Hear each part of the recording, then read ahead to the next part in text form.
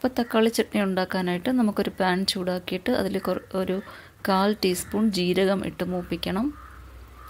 ജീരകം മൂത്ത് വരുമ്പോൾ അതിൽ അരിഞ്ഞു വെച്ചിരിക്കുന്ന ഒരു സവാള, 10 ചുവന്നുള്ളി, ചെറിയുള്ളി ഇട്ട് വഴറ്റി കൊടുക്കാം. അതിൻ്റെ കൂടെ ഒരു 7-8 വെളുത്തുള്ളി, കുറച്ച് ഉപ്പ്, പിന്നെ പഴുത്ത 4 തക്കാളി, ഇതെല്ലാം കൂടിയിട്ടൊന്ന് വഴറ്റണം. അത് കഴിഞ്ഞിട്ട് അതിൽ ആവശ്യത്തിനുള്ള മുളക് പൊടി ചേർത്ത് കൊടുക്കാം. എത്ര എരിവ് വേണോ അത്രയും മുളക് പൊടി ചേർക്കുക. ഞാനിവിടെ 1 ടേബിൾ സ്പൂൺ മുളക് പൊടി, അത് കാശ്മീരി ചില്ലി പൗഡറാണ് ചേർത്തിരിക്കുന്നത്. അത് ചേർത്താൽ കുറച്ച് കളർ കിട്ടും.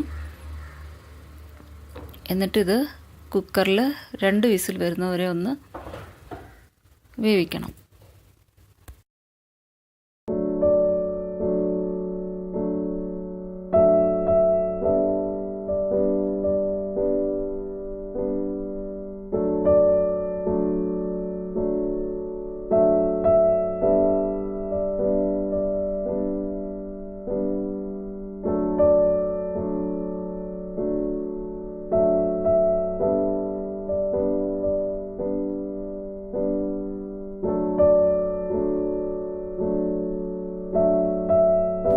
അപ്പോൾ ഇത് വെന്തിട്ടുണ്ട്.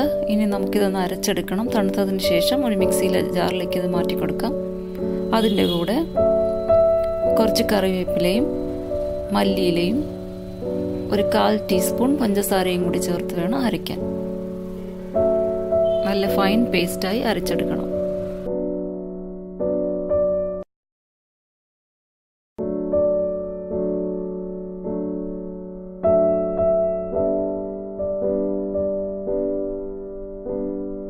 ഇപ്പം നല്ല പേസ്റ്റൊക്കെ അരച്ചെടുത്തിട്ടുണ്ട്.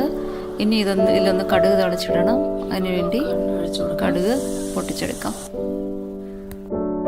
കടുക് തളിക്കുമ്പോൾ അതിൻ്റെ കൂടെ 1/4 ടീസ്പൂൺ കടലപ്പരിപ്പും പിന്നെ ഒരല്പം മല്ലിയിലയും കൂടി ചേർത്ത് കൊടുക്കണം.